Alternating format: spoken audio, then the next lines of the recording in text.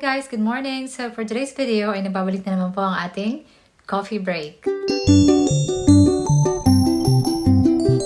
So for today's video, we are going to talk about 10 things to consider before working abroad. And if you're planning to work in parts of Europe or Asia, like UK, US, Canada, Australia, or New Zealand, or Japan, then this video is for you. So guys, the very first thing to consider is the safety of the place. You have to research about the current events, news, and if there are a lot of immigrants in that place, do they live there for a long time already? Well, if you happen to know any of those people who live there, and do they have the same nationality as yours? So it's very important to consider those things because it adds up the overall impression of that area and if they are ideal place to live in. And guys, the second to consider is the salary and the security of tenure of the job you are going to have. If you compare the salaries of the other countries might have a higher salary but different working hours. So you're gonna have to weigh them. Which do you prefer? Higher salary and higher working hours, or a little bit lower salary but lower working hours as well? So just to maintain the work-life balance that you're aiming. So we will have a quality time with our loved ones. The third is the health insurance. Here in our place, in the UK, in my case, as a nurse, we pay for the national health insurance. And just in case we get sick, we go off sick for like a day or 3 days, we're still being paid. So even if we don't go to work, we are still being paid. So if we get serious illness, we have for us to be paid serious illness or hospitalized for a long time. So that's one of the advantages here working in the UK. Although we pay for it every month, the national health insurance is being deducted to our salary each month. That's one of the advantages as well in case we get sick. The fourth thing to consider is the permanent residency application. Is it hard to attain in a certain country? Or like I've watched several vlogs where people are leaving already because they are not permitted to have their permanent residency. Although they've stayed there for quite a long time already, for like 5 or 7 years, still they didn't pass the permanent residency application. So here in the UK, I have lots of friends of mine, there are families here, Filipinos here who have lived here for like 20 years or more already. So I mean, they can easily attain the permanent residency status. And it means that it's indefinitely to remain. They can apply in other jobs, or they can go to like stay in the Philippines for 6 months. Those are one of the privileges of having permanent residency. And you don't have to worry of renewing your visa for another 3 years. So here in the UK, it's 5 years before you can have your permanent residency.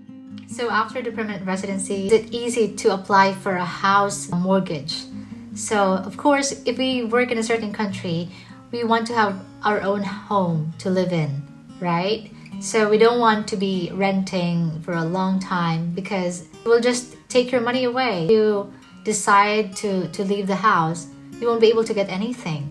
Here in the UK, I have also lots of friends of mine who have their own house already.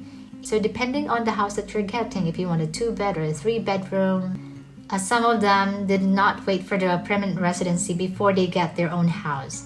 So even if they lived here for like 2 or 3 years, or even 1 year, they're still able to have their own house. And I'm going to discuss it more about the housing application on my next video, so please watch out for that. The sixth thing to consider is the dependent visa. So here in the UK, I have some friends who have worked here for a month and they're able to bring their dependents. They have enough savings already. That's why they're able to do that. If you don't have enough savings, then you can bring your dependents for like 6 months. So let's say maximum of 1 year, you can easily bring them here. Because here in the UK, they are encouraging for migrant workers to bring their family.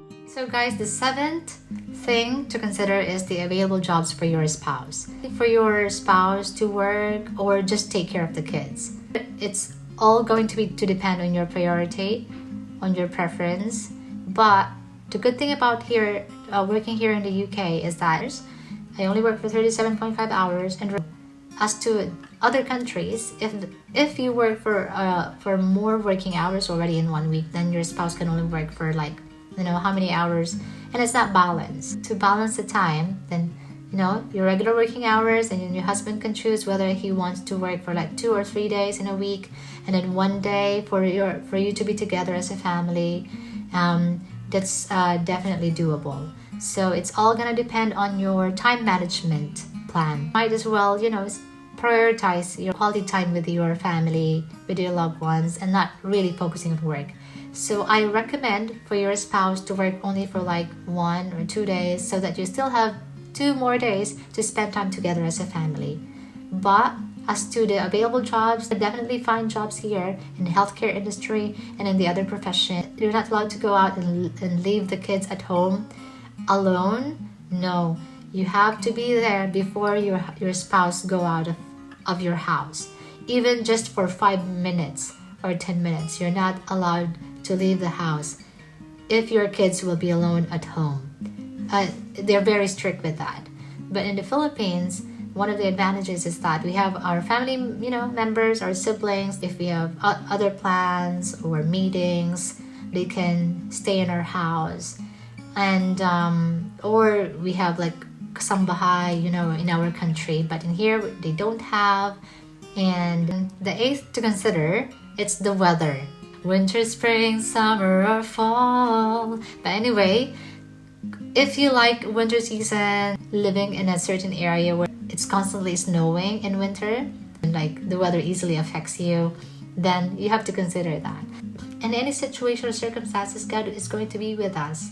So we just have to keep anchoring our faith with God. And if you're alone at home, just keep praying, and then reading the Bible, and then playing some worship songs or music, instrumental music. It's comforting. Do some karaoke with your friends. Lead a fellowship together with your brothers and sisters in faith. And yeah, there's just a lot of things to do here on earth. And guys, the ninth one, you have to be ready in your heart and in your mind before going or working abroad. Because you're going out of your comfort zone, right? And when you come here, the people will be different. Their approach could be different from your culture. You have to be flexible. You might get easily homesick, and it can affect your work, and it can affect the way you're interacting or socializing to your friends. So be ready with your heart and mind. Keep praying and be grateful for all the blessings of life. Trust God with everything. You will have difficult times when you work, especially when you're just starting in your work. But always remember to trust in the Lord with all your heart and lean it on your own understanding. And in all your ways, acknowledge Him, and He will make your path straight. That's one of my favorite verses. Well, I have lots of my favorite Bible verses, but that's one of them. Keep meditating God's words day and night, and you will experience God's peacefulness and joyfulness that He can only provide. And guys, the last but not the least is homesickness. That's what I mentioned earlier. Some people, they already experience the homesickness as soon as they hug their family and say bye to them, and as soon as they step in the airport, because that's what I experienced when the first time I went abroad. Like, the homesickness already sank in, and just prepare for it, guys, and focus on your goal, because it's going to be hard, especially in the first few months. But just remember, bring your family in a span of 6 months or 1 year. Don't easily give up to settle permanently with your family. So just focus on that and just be grateful. Pray to the Lord to give you strength and confidence. So just prepare for it.